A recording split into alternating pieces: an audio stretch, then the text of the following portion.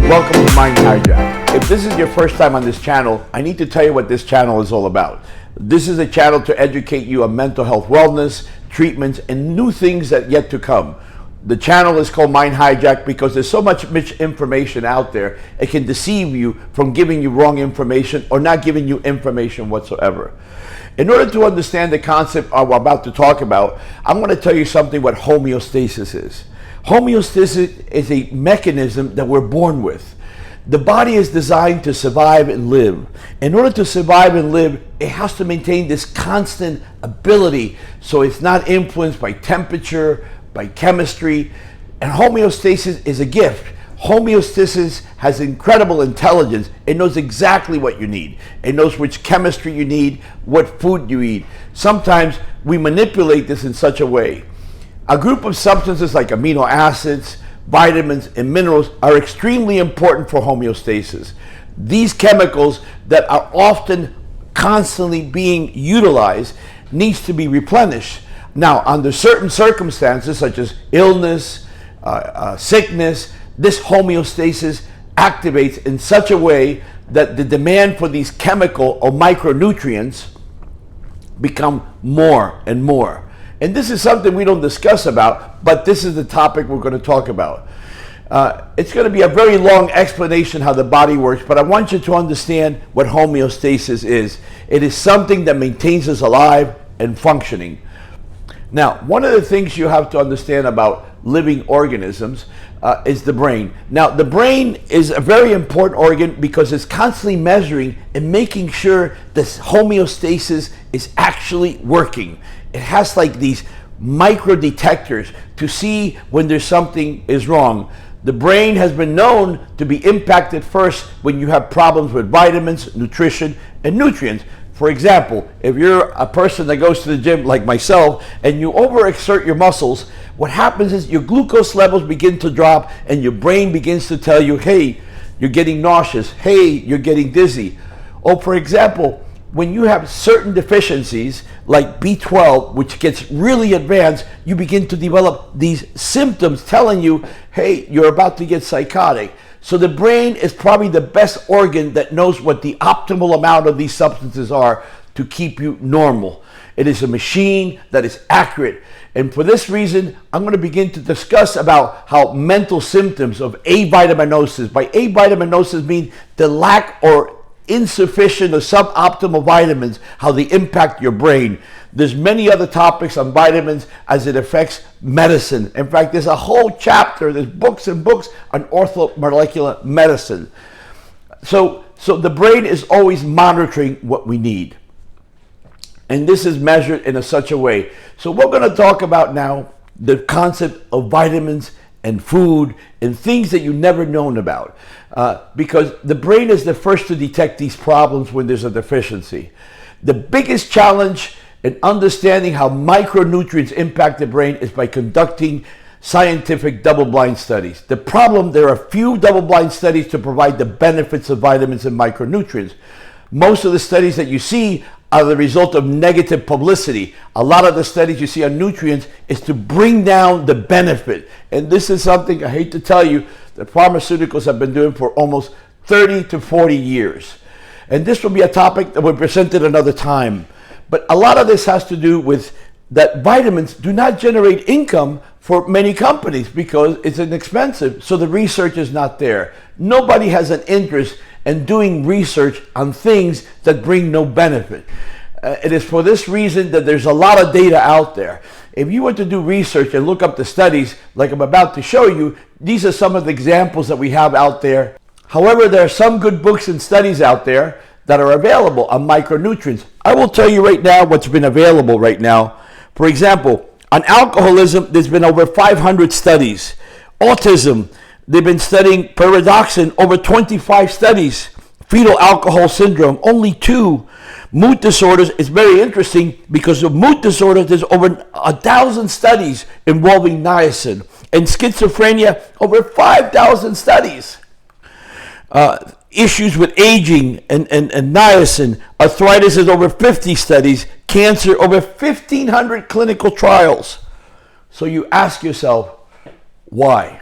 So why don't we talk about these clinical studies? Because when you start talking about nutrition and vitamins, this means critical thinking. Critical thinking is open to ideas, it's open to challenges. But these days, when you have a critical thinking and you ask things that establishes something that is not right, you are considered a conspiracist. This is the new term to put down professionals to say that they don't know what they're talking about. I'm not going to give you an example. We lived through 2 years of that already. It is for this reason that I stimulate companies and doctors to revisit this topic of orthomolecular medicine and orthomolecular psychiatry. A big, huge potential for the patients that suffer from illnesses that we continue to try to treat, and we have some success. So basically, the Great Reset, the Great Pandemic, caused a great awakening. It fractured our health system and splitting us doctors to start looking at other options. With this introduction, I'm going to give you some examples, but first I like to recognize the psychiatrist Amelia Villagomez from the University of Arizona, who is a professor and is now leading the studies on micronutrients in regards to mental illness. Some of this material you can find if you look up her material. Now, I like to introduce the concept of BSM. It means broad spectrum micronutrient. This is the term that we're now describing vitamins and nutrition. So let me tell you how this is important as it pertains to us in practice. And the most important thing that we have found that about 67% of children have an intake of ultra-processed foods, and 57% of adults are ultra-processed. That means they're high in sugar, sodium, refined starches, low in fiber and protein, vitamins, and minerals. Ultra-processed food is the predominant Western diet in micronutrients. You don't believe me? Look what's happening on the airplanes. We have become extremely obese, that we have now to redesign the chairs on an airplane. It's become a whole different topic. All nutrients are required to sustain health. Now, when ultra-processed food dominated your diets, you have an insufficiency. Many Americans are deficient in minerals and vitamins, with vitamin D being the most common, about 94%. And the best example, during this pandemic, they found that many of the people who had a high mortality and morbidity were deficient in vitamin D. More examples that are impacted in pharmaceutical patients who take ADHD medication. Did you know that if you take stimulants, whether you're an adult or a child, especially a child, you take 300 fewer calories a day, and this is causing a great deal of nutritional issues. What happens is that these medications make even your problem worse. So there's an association between attention deficit and impulsivity and the dietary choices. There's been multiple studies which you can find on the internet, but right now I just want to bring your attention that taking attention deficit medication causes incredible problems with nutritional because of the caloric intake. Now, the diet quality does impact the mental health. Low diet quality is associated with poor psychological functioning and improvement in diets. The brain burns about 20% of your body. It has massive power requirements.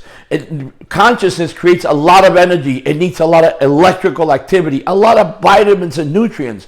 Nutrition is relevant to the brain because it's the most complex and metabolic organ. And any minor deficiency disrupts its function and you start seeing problems. I will be talking about specific examples in the future because I am very promoter of this new movement of orthomolecular medicine and orthomolecular psychiatry with vitamins, IV vitamins. I am proud that I have partnered with Star One Wellness to provide some of these benefits to my patients under my supervision. To make neurotransmitters, you need to consume protein, which you need amino acids. We are so amino acid deficient. Have you noticed when you go out, you're always craving and picking and pulling? The reason you're craving and pulling because the body is looking for protein. Look around how many grams of protein you eat a day. It is estimated that you need 80% of your body weight to eat protein. We don't get that. So what do? You go to donuts. You find things because the body needs to find a way to create protein through different pathways which converts fat. For example, we need dopamine, we need phenylalanine, we need tyrosine. These things require a protein intake. These substances are converted to L-DOPA, which are necessary. And which vitamins are important for these things? Vitamin B6, magnesium, zinc, and vitamin C. I will go in detail in future chapters as to what is necessary and how you can benefit. So it is important to know these issues of nutrition because a good diet for optimal brain health is necessary and we don't have it. So the rationale of mental illness comes from Linus Pauling and my previous video regarding the inheritance of mental disorders. Some of the things you need to understand as a result that some people have a congenital need for more cofactors. For example, we do know that there are some people who have what's called a defective gene, something you don't even know about, but it exists. In fact, we can do a genetic test that if you don't convert folic acid to the necessary component in the brain, L-methylfolate, this is the important active ingredient in the making of neurotransmitters. Did you know that a significant percentage of Americans have a deficiency in this gene, and we're able to test it to show you and help you in absorbing L-methylfolate. Now, some of the stuff I'll be discussing in future presentation. The issue of high vitamin doses and the dangers of it is a myth. So you have to deprogram yourself and hijack your brain about these concepts. It is believed that people who have attention deficit can benefit from omega-3 supplementation, and there's plenty of studies like this. So let's talk about this last portion of the presentation. What is recommended dietary allowance? The stuff that you read in all these boxes. You know what that really means? Back in the 1940s, the American government, in conjunction with the nutrition area of the Department of Agriculture, had to come up with the minimal amount of vitamins that you needed to prevent deficiency. It did not tell you that that's only the minimal amount, not the optimal amount. So we never know what the optimal amount, and we're becoming more knowledgeable as time goes by and more studies are conducted. Now, one disadvantage of the RDA concept, I mean the minimal requirement, is that mental health symptoms were not considered in the RDA. They were mostly for physical deficiency, not mental. And this is something that has to be revisited.